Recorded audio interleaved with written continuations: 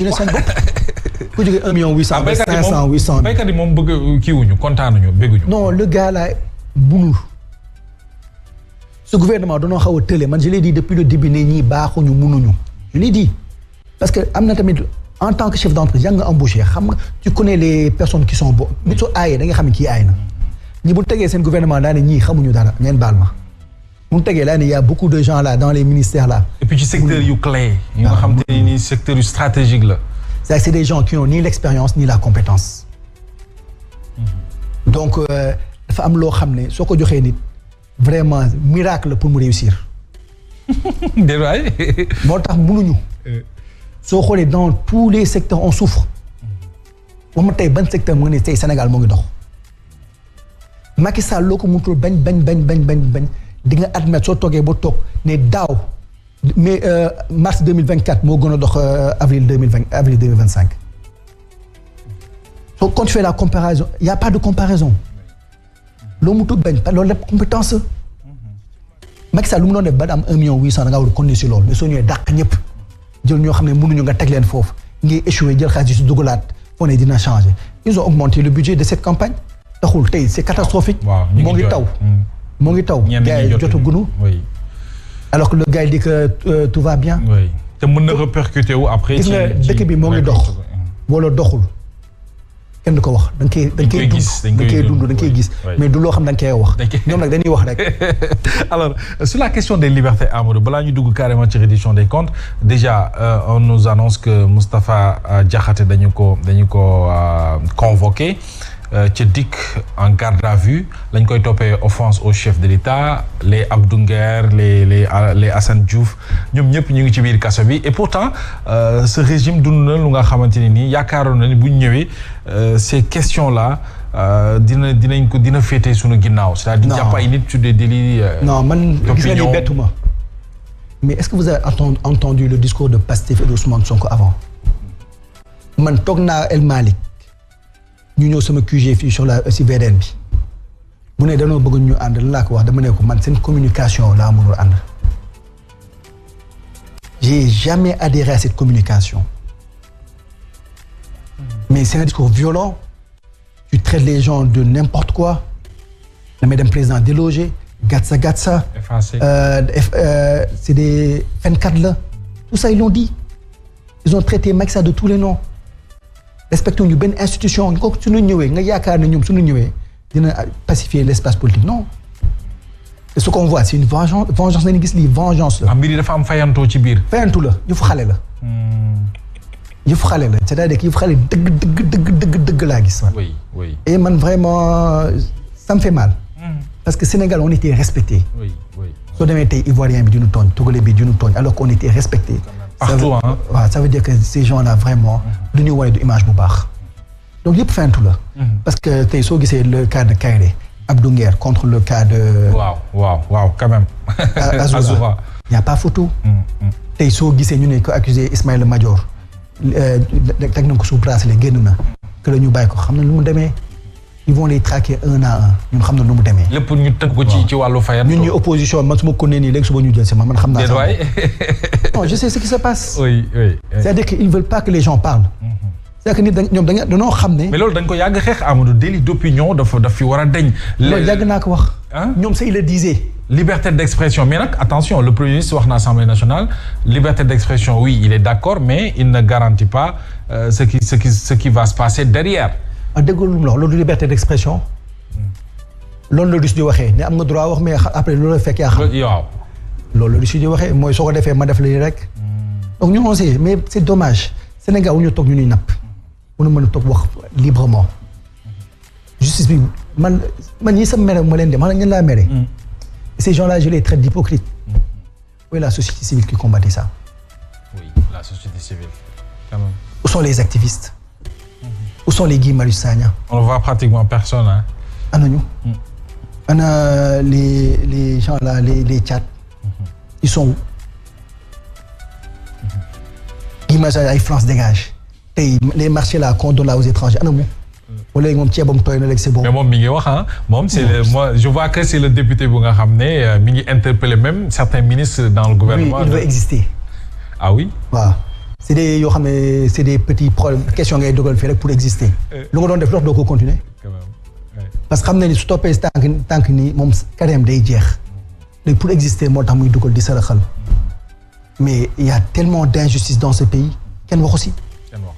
les manifestations droit la chaque fois dañuy tere. je pense qu'ils ont utilisé 2 ou 3 manifestations am bariwul. manifestation boo déposé ñu tere ko. injustice baa ngi fi les marchés qu'on donne aux étrangers moo ngi fi c'est-à-dire lu ñu doon xeex la vie de luxe du gouvernement moo ngi fi la caisse noire moo ngi fi lu ñu doon xeex si Macky Sall lépp tey la gën a exister tey la gën a am tey gisoo kenn wax si du Guy Marius Sagna du la société civile du les activistes kenn waxul ñoom ñëpp a nopp ci seetaan sénégalais. c'est dommage très bien alors ci reddition des comptes bi 5 ministres yu ñu interpellé inquiété leen et puis am nañ ci ñoom ñi nga xam te ni placé sous mandat de dépôt l'utilisation de la haute cour de justice naka nga jàngatee la démarche jëm ci reddition des comptes. non c'est jaay doole la pour man jaay doole la. en règlement de compte da ci am. man jaay doole laa ko gis parce que man mënu ma comprendre ngay woo ñun ñëpp la personne qui a fait parce que 11 ans parmi les 12 ans de Macky Sall kenn woo ko muy Mimi Touré loo accusé Macky Sall da nga si war a teg Mimi Touré. parce que comptable la ci bilan wu. mais bien sûr. maa ngi seetaan benn vidéo bi muy wax ne oui comptable la ci au moins pas 12 ans de Macky Sall mais sur les 9 10. 11 dama ne la moom ba 31 juillet 2022 moo nekkoon tête de liste Macky Sall donc campagne Macky Sall loolu Sonko dafa insolent tey su bëggee tourner vestam gars yi baal ko loolu si xamul lu ñu koy tuddee moom te dafa am temps nu ñu ko accusé parce que elle avait fait le titre des journaux. bu noonu jiitee conseil économique social environnemental am na nu ñu ko jiiñ donc on n'en parle pas. ki nekkoon ONAS les 700 milliards dont Sonko parlait anamu. Doura Baldé bi doon jiite l'ONAS anamu. ana l'autre qui doon joué jiite domaine. c'est-à-dire que dafa mel ne gouvernement bi quand tu transhumes te ñun ñoo doon wax ne bëgguñu transhumant. ils ont plein de transhumants.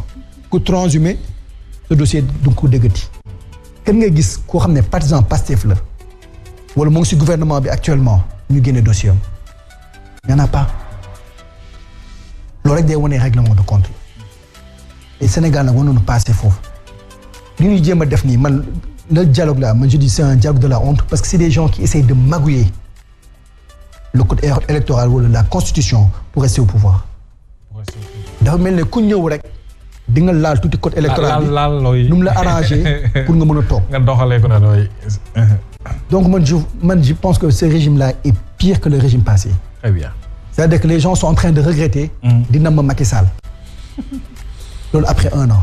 en tout cas c'est l'absent le plus présent ci moom sax la ñuy ñëw la candidature de Macky Sall à l'ONU l'Organisation des Nations Unies ñu gis na des responsables du régime actuel ay ministres ak i directeurs généraux génn xooluñu sax ndax mbir mi am naam amul mais di acharné wu sur la personne du président Macky Sall wi nga xam ne réewam da ko waroon a jàppale bu dee day poser candidature am ni Ablaye Wade jàppale woon aujourd'hui le président Diouf te ñoom ñaar ku ne xam nañ fu ñu jaar ci wàllu politique neexul woon ba mu jot ci OIF ñu gis na itam def nga ci une sortie une analyse benn lecture naka nga jàngatee cette situation. non loolu moom pour man soxor la. de la méchanceté gratuite. Et vraiment Sénégal warut a soxor nit warut a soxor. et j'ai donné l'exemple de Mandela. ne ku ñu tëj pendant 27 ans. mu génn baale. c'est un grand homme. baal ñëpp ànd ak grand homme. Voilà, contrairement à ce qu'on a ici. En Afrique, on a eu de grands hommes. Hein? On a eu de grands hommes, mais malheureusement pas au Sénégal. Ouais. Malheureusement pas au Sénégal. C'est des gens qui se réclament de Sankara. Oui. Thomas Sankara, de la R4 ou R5. Nous avons eu Audi A8. C'est pas des Sankara, on a des Hamalek, Dimbali. Mais pour moi, c'est une maladresse. Parce que maladresse, nous nous passer. da nga am organisation boo xam ne mën na wax c'est l'organisation la plus puissante wala importante dans le monde ñu am possibilité Sénégal yi jiite ko bu yéegal tur Sénégal fu kawe nit yi respecté ñu mun ñoo jàppale parce que ONU Nations Unies am na lu muy régler ci àdduna bi surtout sur la pauvreté la sécurité et cetera avec les casques bleus tey bañ sénégalais sa morom sénégalais moo tax nga bëgg xaalis si réew parce que loolu lu mën a Macky Sall lu mën a jàppale Sénégal à travers l'ONU bëri na kooku dafa nekk sa partenaire da nga ko war a soutenir parce que loolu du sa njëriñ yow mais njëriñu askan bi la njëriñu Sénégal la. oui ñëpp aussi gis seen bopp. mais loolu noot ko xeex. loolu dafay mooy est-ce que yow bëgg nga sa réew. man loolu c'est pas du patriotisme loolu méchanceté la. Macky Sall on doit le soutenir da nga kaa war a jàppale par rapport à lu muy jéem a def. ma jox la exemple bu ndaw rek. gis nga. et quand vous le dites vous êtes légitime parce que yaa ngi Macky Sall mosoo leen ànd ci wàllu politique mais c'est un principe. Macky Sall c'est quelqu'un que j'ai toujours critiqué. parce que dama ne ni réew. c'est vrai que infrastructure am na. mais Sénégal dafa am problème boo xam ne mooy lan la ñu doon am problème social les gens n'ont rien à manger. oui te dama leen lu ma doon d'accord ci Macky Sall mooy dañoo war a wàññi infrastructure dugal ko ci social bi. donc c'est quelqu'un que j'ai toujours critiqué j'ai toujours opposé Macky Sall. bien sûr. voilà mais nag dëgg su jotee da nga koy wax. c'est quelqu'un qui a beaucoup fait. oui il a un très bon bilan et tamit lu mu nar a def nii njëriñu Sénégal. comme Amadou tamit tey su jiite woon. quand même. Bad doon na jàppale Sénégal ça pourrait nous apporter quelque chose. dama jox leen benn exemple bu ndaw rek si par rapport à Amadou ak Bad. déjà le premier problème qu'on a tey nos frères africains muy Mali wala Côte d'Ivoire dem di jàppale Mauritanie loolu dafay wane échec diplomatie am na mais Côte d'Ivoire fu doon préparer benn prêt au niveau de la BAD pour seen avion Air Côte d'Ivoire naar bi da nga kaa approuvé da nga kaa fal rek mu approuvé ko. quand même. loolu day wane relation. tey ñun tey su ñu doon def pré BAD Amadou doon jiite day ñoom si Sénégal. quand même oui. mais malheureusement dañoo laaj foofu fallait l'aider. donc suñu diplomatie ñu bëri jàpp nañu ne dañ ko war a liggéeyaat parce que Sénégal quand même quoi qu'on puisse dire fi mu tolloon sur le plan diplomatique mais le Sénégal était respecté partout. aujourd'hui ay bu ñu demee ba ay Mauritanie Gambie Côte d'Ivoire. c'est vrai mais diplomatie bi c'est vrai que baaxul. et je pense que loolu mooy problème de casting la parce qu'on n'a pas mis les bonnes personnes à la bonne place.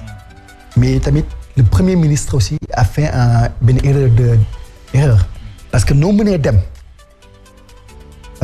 après l'élection du Mauritanien nga dem pour féliciter ko. sur le champ jël jet privé.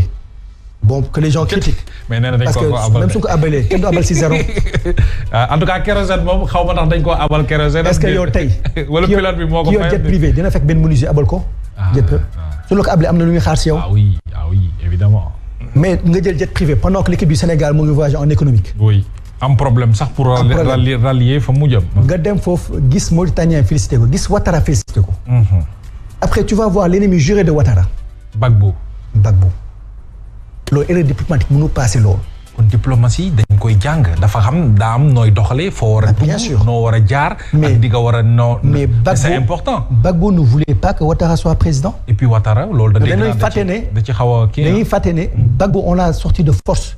fekk ko néegam génne ko si néeg bi fekk Simone Gbagbo xëcc karaw yi. ba génne kii génne ko yóbbu ko Bruxelles tëj ko. les images sont là. parce qu'il voulait pas laisser Ouattara se présenter. donc c'est son ennemi juré noo mënee dem.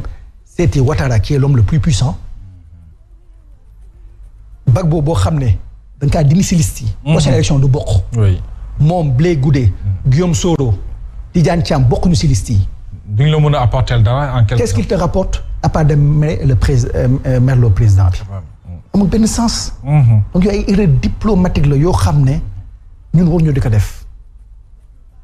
malheureusement tey saa jaay génnee rek. et pourtant on a de très bons diplomates nag.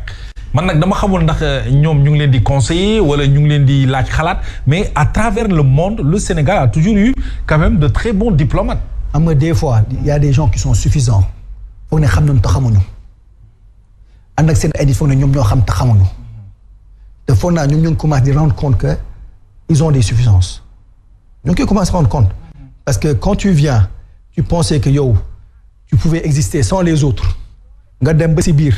commencé dem sur le marché régional dem ba si biir commencé dem ay Côte d'Ivoire rek di dem ay Guinée yow Côte d'Ivoire koo xam ne yéen a ko doon jiiñ parce qu'il y a un responsable de Pastef ku doon wax ne bu leen dem lekk ko ñoom Macky Sall balaa ñu ne empoisonné comme Ouattara nu mu ko defee donc chef d'état en exercice léegi tey yéenooy dem seeti chef d'état boobu on a tout dit au Sénégal finalement on a tout dit au Sénégal yéenooy dem seeti chef d'état boobu pour nouer ay relations alors que yéenoo ne soxla woo leen kenn dem Guinée Conakry boobu dem di lever fonds ba Côte d'Ivoire di leen jox 128 milliards ba Mali leen jox 2 milliards yéenoon ñooñu soxla woo leen donc ça veut dire que ils sont en train d'apprendre ñu ngi soog di xam ne un pays à lui tout seul mënul dem on est dans une mondialisation tu as besoin de partenaires et d'autant plus que tey xaalis ñun suñu premier partenaire